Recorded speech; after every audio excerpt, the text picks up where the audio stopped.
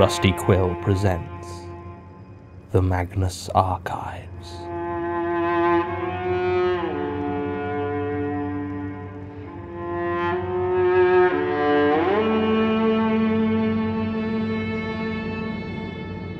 Episode 61, Hard Shoulder.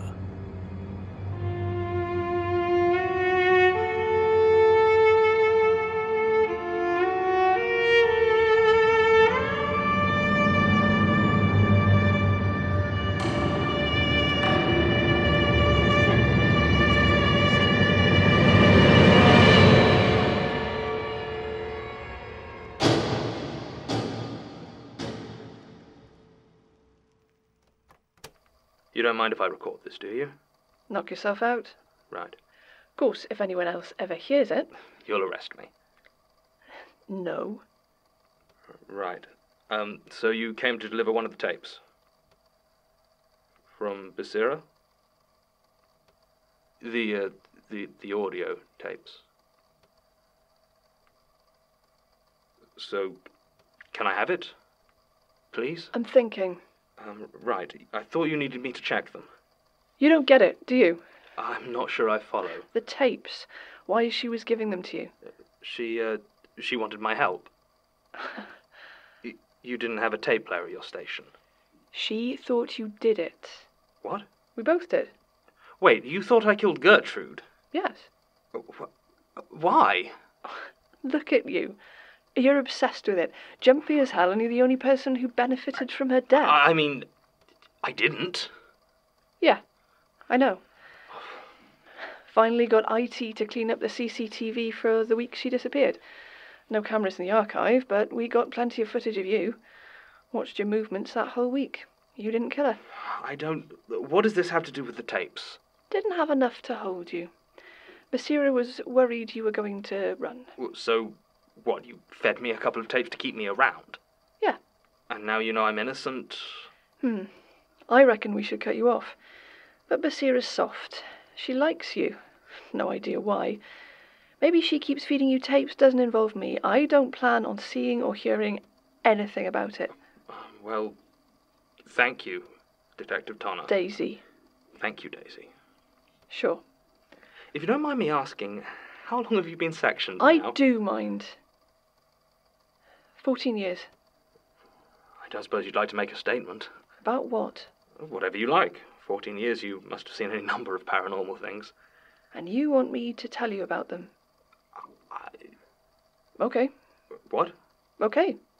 I'll give you a statement about how I got my first Section 31. You look surprised. I mean, I was largely asking as a formality. Basira didn't give the impression you were the sharing sort. Maybe you caught me in a good mood. Right. Well, good. Do you need me to go over our non-disclosure policies? Not as long as you understand my policy. If it gets out, I'll break every bone in your body. There are worse things that could happen to them. What? Nothing.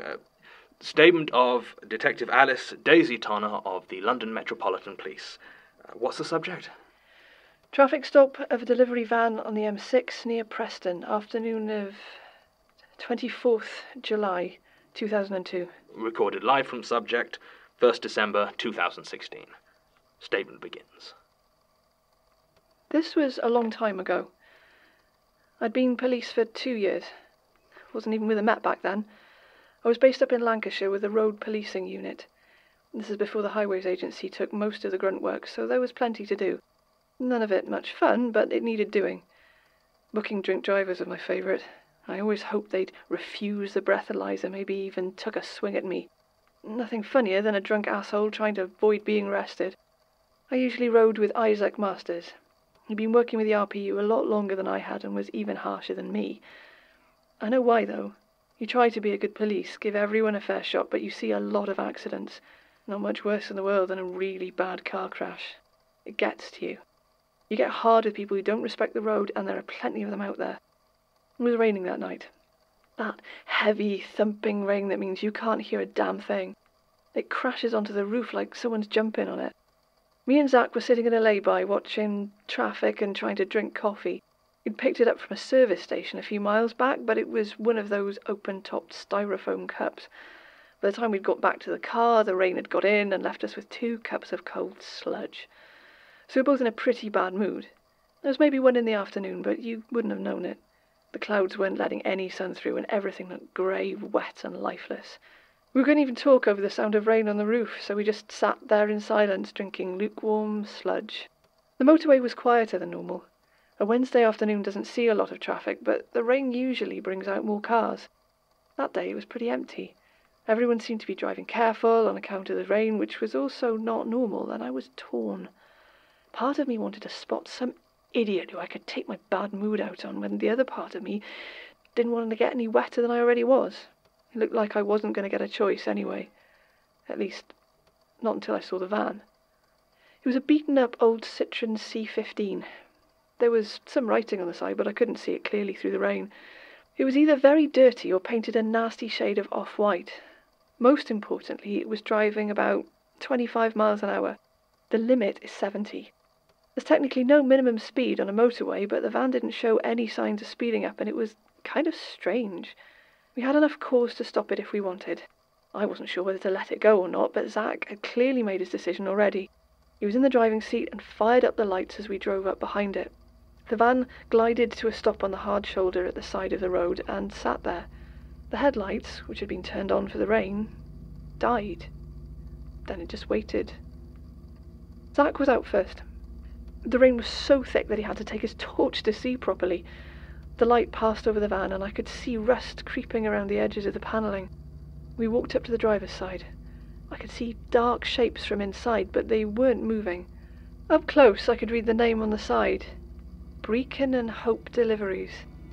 It was covered in a thick layer of dirt that the rain couldn't quite wash off. Zach knocked on the door and it opened. The man who got out looked normal, so normal that these days I can't really picture his face. Said his name was Tom. I wasn't the one looking over his driving licence, so I don't know about second names. From the other side, 2 men climbed out. They were huge. Hard faces like a pair of old stone statues, dressed in overalls and flat caps. They asked what was going on, speaking back and forth in Cockney accents, so broad and fake-sounding that I thought they were putting them on for a laugh. I was about to lay into them for it when a sound cut me short. Zach had been talking to Tom, who was making some bland explanation for his slow driving, caution, heavy rain, empty road, all that crap. But they heard it too, and he stopped mid-sentence to look at me. From the back of the van there was the sound of moaning. It sounded like, kind of like a moan of pain, but long and drawn out.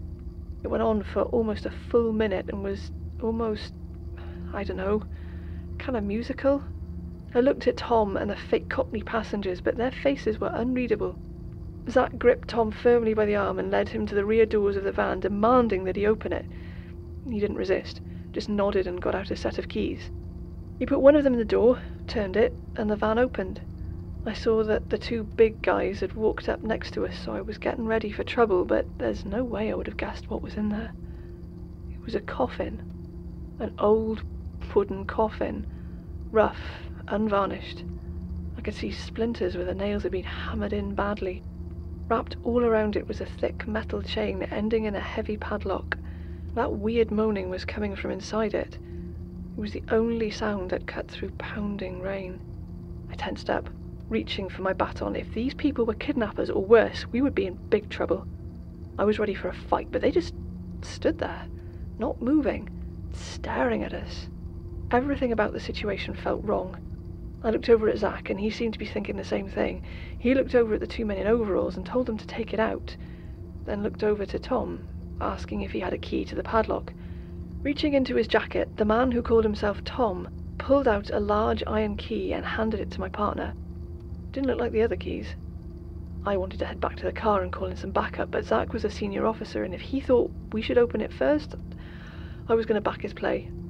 Zach took the key and walked towards the coffin, which now lay on the wet tarmac, lit only by the headlights of our car.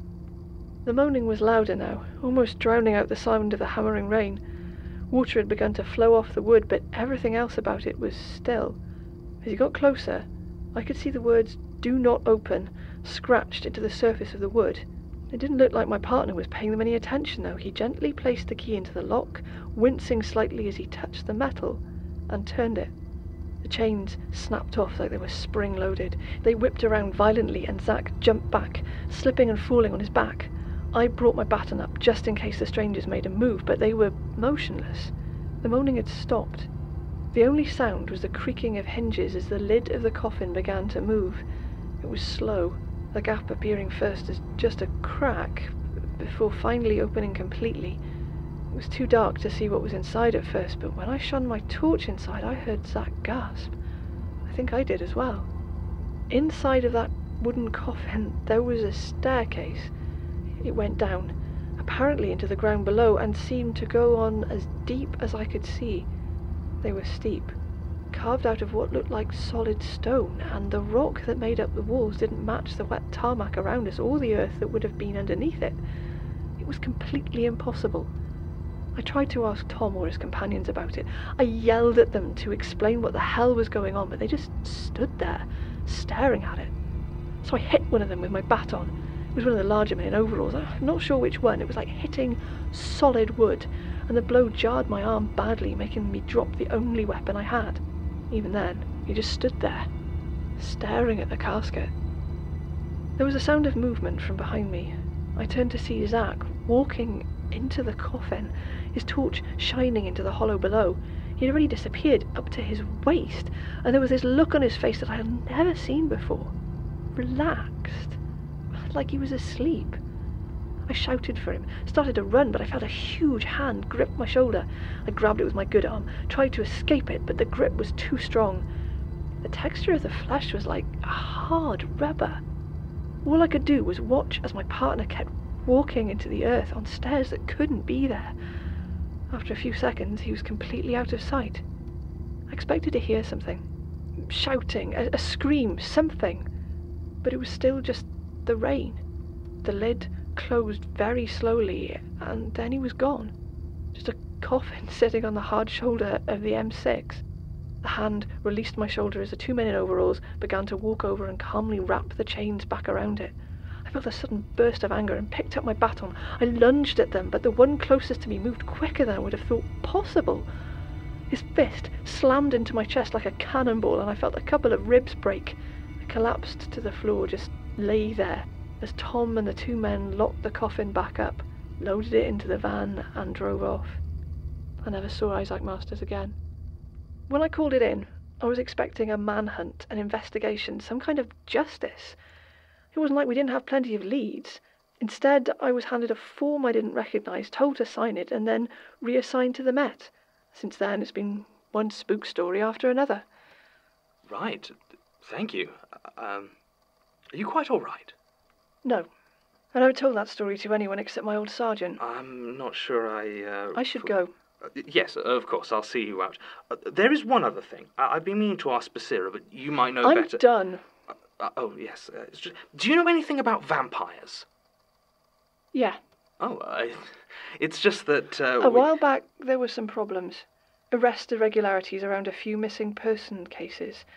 Suspects being released without proper interrogation. Recordings of the interviews showed the subject wouldn't say a word, but the officers doing the interview would let them go anyway. I don't know the details of the investigation, but there's a new operating procedure now. Which would be... Cases matching certain parameters have to be monitored by another officer outside the room via video. In the very specific circumstance where the suspect says nothing but the interrogating officer acts as though they have, they're immediately removed from the room. Then they call me. Just you? There are a few others around who do it, but I take care of a dozen or so precincts. I cuff the suspect's hands and legs, drive them out into the middle of Epping Forest, and burn them to ashes. There's never enough left to be a problem. I don't know if they're vampires exactly, but that's what we call them. Good Lord. How many have you taken care of? 5 in the last 9 years. I see. Don't tell Basira. She doesn't know about that procedure. I'm not sure how much she'd understand. She's not cut out for that kind of work. Of course, I won't. Don't tell her any of this, okay? I was never here. If she wants to get you more tapes, that's her business, but you keep this visit to yourself. Got that? Of course. Good. Supplemental. That was an interesting interview. It seems we're not done with sinister coffins just yet. And the contents were surprising, to say the least, but don't give any real clues as to its origin, purpose, or even its relationship with Brecon and Hope. Are they simply couriers, guardians, hostages? At least I also have confirmation that the vampires Trevor Herbert described are not purely figments of a drug-addled mind. I probably shouldn't be too pleased to discover that there are even more violent hunters stalking us through the night, but there it is. I'll admit to feeling a bit hurt by Basira's true motivations. I suppose it's hardly surprising I've not been the most stable over these last few months. Either way, I'll not be bringing it up. Even if I wasn't genuinely somewhat afraid of Detective Tonner, such a revelation would only harm our relationship, and I need those tapes. I can't afford to have Gertrude's time at the Institute disappear back into obscurity. I'll check the one I have, and then wait to hear from Basira. Or perhaps I should try to make contact. I should really have gotten a number or something. Well, that's a matter for later. I need to go home. Try to get some sleep. I just wish it wasn't raining. End supplemental.